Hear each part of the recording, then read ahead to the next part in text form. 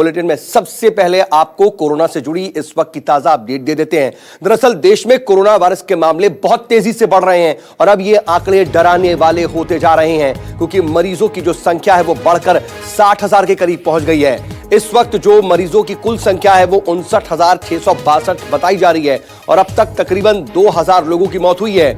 अगर स्पेसिफिक आंकड़ों की बात करें तो अब तक 1981 यानी कि 1981 लोग इस बीमारी से दम तोड़ चुके हैं। वहीं बीते 24 घंटे में कोरोना से 95 लोगों की जान गई है। कोरोना से हालांकि इन सब के बीच एक अच्छी खबर ये कि अब तक 17,846 लोग जो है वो ठीक हुए हैं, यानी कि जो एक्टिव मरीज हैं वो तकरीबन 40,000 हैं, यानी कि 39,834 मरीज ऐसे हैं जो इस वक्त भी कोरोना के बीमारी से, संक्रमण से गुजर रहे हैं, उसे झेल रहे हैं। जी, इन सब के बीच गृह मंत्री अमित शाह ने ममता बनर्जी को चिट्ठी लिखी है और प्रवासी मजदूरों को लेकर के चिट्ठी लिखी गई है। यह बड़ी खबर। दरअसल ममता सरकार पर सहयोग न करने का आरोप गृह मंत्री ने लगाया है और पश्चिम बंगाल के मजदूरों के साथ अन्याय हो रहा है, यह बात इस चिट्ठी में कही गई है। अमित कुमार मेरे सहयोगी इस खबर पर ज्यादा जानकारी के साथ जुड़ रहे हैं। अमित, पश्चिम बंगाल में जो मजदूर हैं उन्हीं के साथ अन्याय हो रहा है, स्पेसिफिकली सिर्फ पश्चिम बंगाल में यह स्थिति है क्या, या फिर हम तो हर जगह से यह देख रहे हैं? इस फिर खत का, इस चिट्ठी का मतलब क्या हो जाता है? सिर्फ और सिर्फ सियासत? जी नहीं, देखिए सबसे बड़ी बात की श्रमिक जो ट्रेन चलाई जा रही है वो देश के अलग हिस्सों से चलाई जा रही है। निश्चित तौर पर एक साथ इतनी ट्रेन अभी नहीं चल पा रही है कि जितने मजदूर है, लेकिन हाँ, एक कोशिश केंद्र सरकार की तरफ से हुई है। राज्यों से बात हुई थी तो श्रमिक एक्सप्रेस करके ट्रेन चलाई गई, जिसमें कई मजदूर, करीब 2 लाख से ज्यादा मजदूर को घर पहुंचा दिया गया है। इसी क्रम में जो पश्चिम बंगाल से के जो मजदूर थे उनको जब ट्रेन से पहुंचाने की बात आई तो ममता बनर्जी ने मना कर दिया कि नहीं, तो उन्हें अपनी सीमा में नहीं आने देंगे। तो इसको लेकर गृह मंत्री ने चिट्ठी लिखी है कि जब अलग अलग जगहों से श्रमिक पहुंच रहे हैं तो ऐसे में जो सहयोग होना चाहिए था राज्य सरकार से, वो सहयोग नहीं हो रहा है, जिसको लेकर उन्होंने दुख जताया और कहा है कि जब 2 लाख से ज्यादा मजदूर अपने घर जा रहे हैं, केंद्र सरकार एक कोशिश कर रही है ट्रेन के जरिए लोगों को पहुंचाने की, इसमें वक्त लगता है, धीरे धीरे लोगों को पहुंचाया जा रहा है। तो ऐसे में ममता बनर्जी को भी इसमें मदद करनी चाहिए, सहयोग करनी चाहिए। और बिल्कुल पश्चिम बंगाल के जो तमाम प्रवासी मजदूर है, कम से कम वो तो अपने राज्य की सरकार से ये ही आस लगाते हैं। बहुत शुक्रिया आपका तमाम जानकारी के लिए। नजर बनाइए रखिएगा, आगे भी आपसे अपडेट के लिए जुड़ेंगे। इन सब के बीच लॉकडाउन के असर से रुकी हुई अर्थव्यवस्था को पटरी पर लाने के लिए ये बड़ी खबर आपको बता दें कि फैक्ट्री मालिकों और बड़े एम्प्लॉयर ने श्रम कानून में ढील देने की मांग की है। केंद्रीय श्रम मंत्री संतोष गंगवार और तकरीबन 12 एम्प्लॉयर एसोसिएशन की बैठक में सरकार से लेबर कानून को 2 से 3 साल तक रद्द करने की मांग की गई है। बैठक का मुख्य एजेंडा जो है नौकरियां बचाने के मुद्दे को लेकर था और इस मीटिंग में एम्प्लॉयर्स की तरफ से वर्किंग आवर को 12 घंटे बढ़ाने का मुद्दा भी जोर शोर से उठा है। एम्प्लॉयर एसोसिएशन की मुख्य मांगे हैं जो आपको हम बता दें। दरअसल अंदाजा लगाइए कि जो एम्प्लॉयर है वो अपने हिसाब से सोच रहे हैं। एक तरफ लेबर कानून, जो लेबर लॉ है, उसे हटाने की बात की जा रही है। इसमें सबसे अहम तौर पर यह बात कही जा रही है कि 12 घंटे काम करने और कराने की इजाजत दी जाए। अंदाजा लगाइए कि जो मजदूर हैं, जो भी कामगार हैं, उन्हें 12 घंटे की शिफ्ट करने की मांग की जा रही है। जो अहम बातें थी वो हम आपको ग्राफिक्स के जरिए बता रहे हैं। एक अहम बात यह कि काम का समय 12 घंटे करने की मांग और 15,000 रुपए मिनिमम जो सैलरी की शर्त है वो हटा देने की मांग, लेबर कानून को 2 से 3 साल रद्द करने की मांग और मिनिमम वेज जो है, बोनस छोड़ करके सभी कानून रद्द करने की मांग की गई है। हमारे साथ हमारे एसोसिएट एडिटर मनीष कुमार इस वक्त मेरे साथ लाइव जुड़ रहे हैं। मनीष, ये जो तमाम चीजें हैं, ठीक है, अर्थव्यवस्था को पटरी पर लाने की कोशिश है, लेकिन सिर्फ एम्प्लॉयर क्या अपने हिसाब से सोचेंगे? क्योंकि एक बड़ा तबका है जो एम्प्लॉय है, जो काम करेगा, क्या इस तरीके से विदाउट जो जरूरी पर्क्स है या फिर 12 घंटे की शिफ्ट की जो मांग की गई है, क्या ये प्रैक्टिकल है? देखिए सौद, आपको इसको ध्यान में रखना होगा कि सरकार ने पहले ही संसद के भीतर जो है एक code occupational safety health and working condition, इसको लेकर कोड जो है संसद के पटल पर रख चुकी है। ये बिल जो पेश हुआ था इसको स्टैंडिंग कमेटी में भेज दिया गया था। स्टैंडिंग कमेटी से भी ये बिल आ चुका है और इसके बाद जो है इसको संसद से पास होना बाकी है। यानी सरकार ने पहले से ही इस बात की तैयारी कर रखी है। 12 घंटे जो डिमांड है तमाम एम्प्लॉयज की कि 12 घंटे जो है उसका वर्किंग आवर्स को किया जाए, कहीं ना कहीं इस बात की एक दिक्कत है कि कंपनियों को ये लगता है कि मैन पावर की कमी हो सकती है, मजदूर नहीं मिलेंगे, कर्मचारी नहीं मिलेंगे, और कई कंपनियों को इसका सामना भी करना पड़ रहा। तो इससे कैसे निपटा जाए, इसको लेकर एक कयास लगातार लगाए जाने, क्योंकि एम्प्लॉयज ने अपने तरफ से रिप्रेजेंटेशन दिया है सरकार के सामने। तो उम्मीद की जा रही है, क्योंकि ये संसद से बिल पास नहीं हो पाया है, तो सरकार इसके मुताबिक ऑर्डिनेंस लेकर आ सकती है, यानी अध्यादेश लेकर आ सकती है, और अध्यादेश लाकर 12 घंटे, क्योंकि आप देखिए कई राज्यों के मुख्यमंत्रियों ने भी सरकार से इस बात की मांग की है, क्योंकि तमाम जो एम्प्लॉयज हैं, जो मालिक होते हैं कंपनियों के, उन्होंने इस बात की मांग रखी है, और राज्यों को अधिकार दिया जाएगा। अगर इसको लेकर अध्यादेश आता है तो राज्यों को अधिकार दिया जाएगा कि वो अपने यहाँ क्या 12 घंटे का शिफ्ट कर रखना चाहते हैं। तो क्या आप देख रहे हैं कि लगातार मजदूर पलायन नहीं, लेकिन इसका दूसरा पहलू भी तो देखना पड़ेगा मनीष ना, कि आखिर अगर 12 घंटे की शिफ्ट की बात की जा रही है तो मिनिमम वेज की बात, या फिर 15,000 जो मिनिमम वेज है उसकी शर्त हटाने की बात, जाहिर सी बात अगर काम ज्यादा कराना है तो फिर पैसा भी ज्यादा जो भी एम्प्लॉय होगा वो कहीं ना कहीं एक्सपेक्ट करेगा, और इसका भी ख्याल कहीं ना कहीं सरकारें रखेंगी। देखना होगा कि इस पर आगे क्या कुछ अंतिम फैसला होता है। आप नजर बना रखिएगा, आगे भी आपसे अपडेट के लिए जुड़ेंगे। फिलहाल के लिए बहुत शुक्रिया। तो वहीं इन सब के बीच यूपी से भी इसी से जुड़ी खबर यह कि श्रम कानून में बदलाव को लेकर सियासत यहां पर तेज हो गई है। योगी सरकार के अध्यादेश पर कांग्रेस महासचिव प्रियंका गांधी ने ट्वीट करके उनको घेरा है। प्रियंका गांधी ने क्या ट्वीट किया वो आपको दिखाने की कोशिश करते हैं। दरअसल प्रियंका गांधी ने ट्वीट किया, यूपी सरकार द्वारा श्रम कानूनों में किए गए बदलावों को तुरंत रद्द किया जाना चाहिए। आप मजदूरों की मदद करने के लिए तैयार नहीं हो, आप उनके परिवार को कोई सुरक्षा कवच नहीं दे रहे हो, अब आप उनके अधिकारों को कुचलने के लिए कानून ला रहे हो।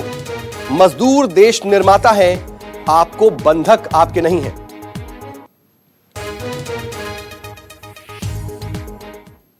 और वहीं यूपी के पूर्व मुख्यमंत्री और समाजवादी पार्टी के अध्यक्ष अखिलेश यादव ने भी अध्यादेश पर सवाल खड़े किए हैं। यहां तक कि उन्होंने यूपी सरकार से इस्तीफे की भी मांग की है, और अखिलेश यादव ने भी इसको लेकर ट्वीट किया है। उन्होंने ट्वीट किया है कि उत्तर प्रदेश की भाजपा सरकार ने एक अध्यादेश के द्वारा मजदूरों को शोषण से बचाने वाले श्रम कानून के अधिकांश प्रावधानों को 3 साल के लिए स्थगित कर दिया है। यह बेहद आपत्तिजनक व अमानवीय है। श्रमिकों को संरक्षण न दे पाने वाली गरीब विरोधी भाजपा सरकार को तुरंत त्याग पत्र दे देना चाहिए।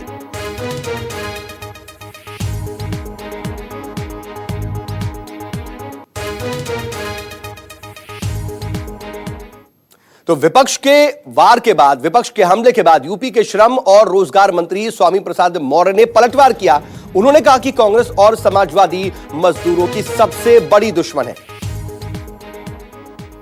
ज्यादा श्रमिकों को रोजगार मिले और निवेश का रास्ता भी प्रशस्त हो, इसीलिए 1000 दिन के लिए श्रम अधिनियमों में छूट के साथ यह अध्यादेश लाया गया है। और इसका विरोध करने वाले स्वाभाविक रूप से वो प्रवासी श्रमिकों का विरोध कर रहे हैं। प्रदेश के वो सारे कामगार जो अन्य प्रदेशों में रह रहे थे, उन सभी प्रवासी मजदूरों को उत्तर प्रदेश में लाने का निर्णय लिया। कांग्रेस और समाजवादी पार्टी की सोच ही बलिहारी है। इनका बयान ये दर्शाता है कि ये श्रमिकों के सबसे बड़े दुश्मन हैं। और अशोक तिवारी मेरे सहयोगी इस वक्त मेरे साथ लाइव लखनऊ से जुड़ रहे हैं। अशोक, इस पूरे मामले को लेकर के सियासत हो रही है, लेकिन क्या विपक्ष जो है कहीं ना कहीं जो मजदूर हैं या फिर एम्प्लॉइज हैं उनके सेंटिमेंट को अपने पक्ष में करने की कोशिश कर रहा है? और क्या वाकई सरकार इतनी मजबूर है कि उसे अध्यादेश ला करके इन कानून में बदलाव करना जरूरी हो रहा है? देखिए, इस पूरे मामले के 2 पहलू हैं। पहला पहलू तो ये है कि उत्तर प्रदेश सरकार की तरफ से कैबिनेट से प्रस्ताव लाकर ये प्रस्ताव सिर्फ इसलिए पास किया गया और सरकार की तरफ से ये तर्क दिया गया कि चूंकि कोरोना के संक्रमण का काल चल रहा है, तमाम सारी जो इंडस्ट्रीज हैं उनमें कार्य सुचारू रूप से संचालित नहीं हो पा रहा है, तो तमाम सारे ऐसे श्रम कानून जो फिलहाल अनुपयोगी हैं या जिनका ज्यादा प्रभाव नहीं पड़ता है, जिसकी वजह से जो इंडस्ट्रीज हैं उनको नुकसान उठाना पड़ता है, उनको फिलहाल कुछ दिनों के लिए स्थगित किया गया है। तमाम सारे श्रम कानून फिलहाल कुछ दिनों के लिए समाप्त किए गए हैं। लेकिन जैसे उसमें बंधुआ अधिनियम है या फिर जो एक मिनिमम आय देने की बात कही जाती है, उस पर कोई प्रभाव नहीं पड़ेगा, ये सरकार की तरफ से तर्क दिया गया। अब अगर आप समाजवादी पार्टी या कांग्रेस की बात कीजिए, उनकी तरफ से ये कहा गया कि ये जो श्रम कानून में बदलाव किया गया है, ये कहीं ना कहीं मालिकों को लाभ पहुंचाने के लिए किया गया है, बल्कि इसमें श्रमिकों का नुकसान भी होगा।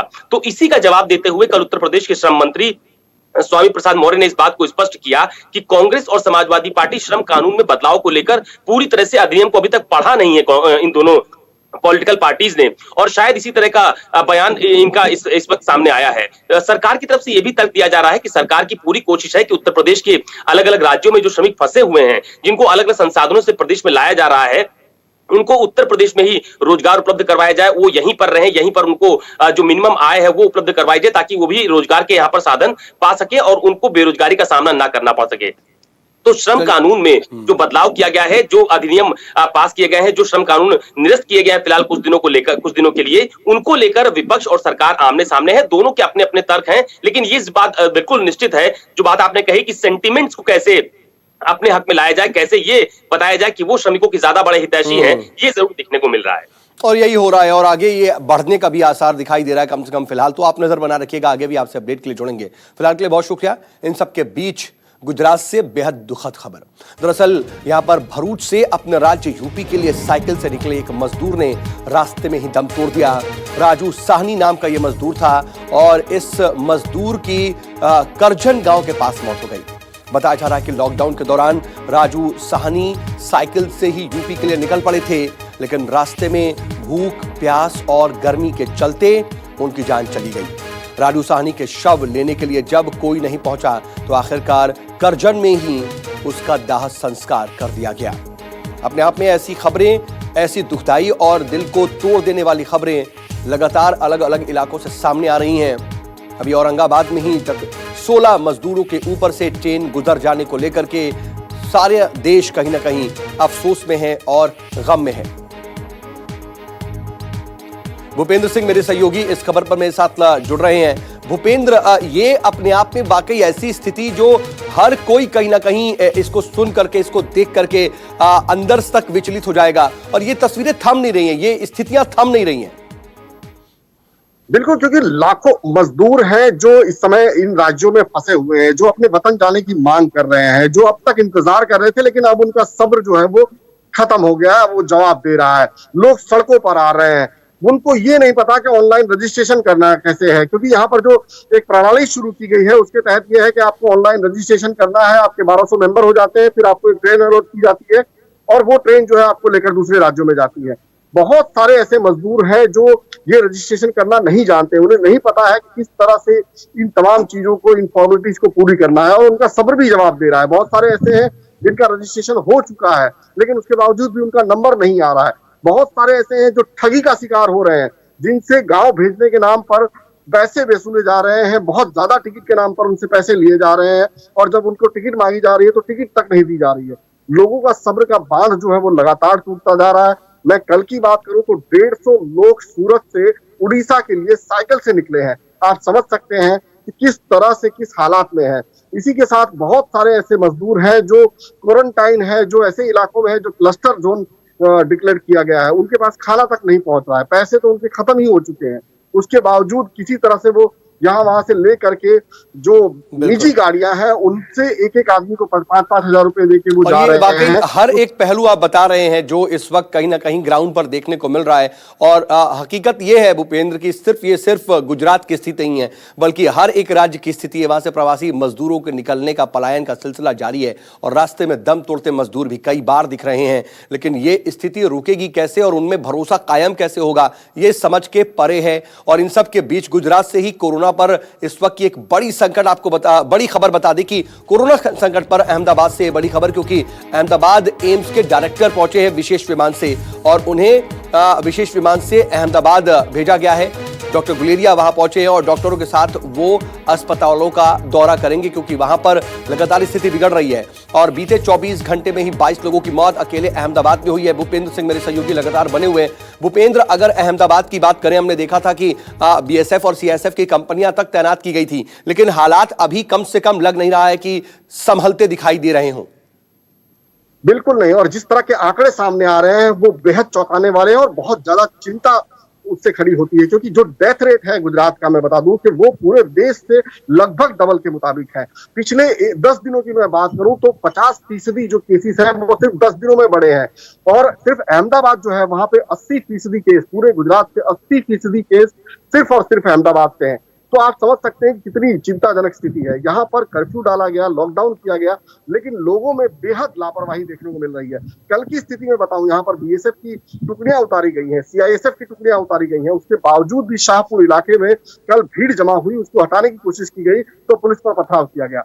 लोग अभी भी गंभीरता से नहीं ले रहे हैं, लॉकडाउन का सख्ती से पालन नहीं कर रहे हैं, केसेस लगातार बढ़ते जा रहे हैं, और सबसे ज्यादा और यही वजह है कि एम्स के डायरेक्टर बाकायदा विशेष विमान से अहमदाबाद पहुंचे हैं। वो वहां पर अस्पतालों का दौरा करेंगे, पूरी स्थिति का जायजा लेंगे और वहां पर क्या कदम उठाने चाहिए उसके भी निर्देश देंगे। आप नजर बना रखिएगा, आगे भी आपसे अपडेट के लिए जुड़ेंगे। फिलहाल के लिए बहुत शुक्रिया आपका।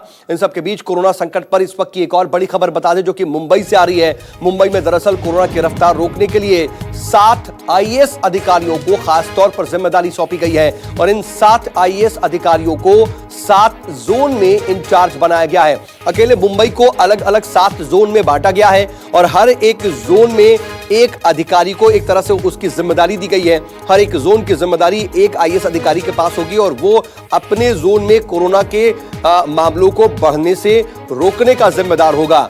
मुंबई में अभी अगर बात करें तो कोरोना मरीजों की संख्या 10 दिन में दोगुनी हो रही है। ऐसे में इन आईएएस अधिकारियों की जिम्मेदारी कोरोना की रफ्तार को कम कर 20 दिन में दोगुना करने की कम से कम होगी। अभी जो फौरी टारगेट है वो ये है कि जो रफ्तार है 10 दिनों में दोगुनी होने की, उसे कम से कम 20 दिन में किया जाए। इंद्रजीत सिंह मेरे सहयोगी मुंबई से मेरे साथ लाइव जुड़ रहे हैं। इंद्रजीत, देखिए एक बाकायदा प्लानिंग के साथ यह काम किया जा रहा है, लेकिन ऐसा नहीं है कि इस तरह के कदम उठाए नहीं गए। अब क्या लगता है कि अलग अलग 7 जोन में बांटकर इन अधिकारियों को जो जिम्मेदारी दी गई है, इससे कुछ कम से कम फर्क पड़ेगा?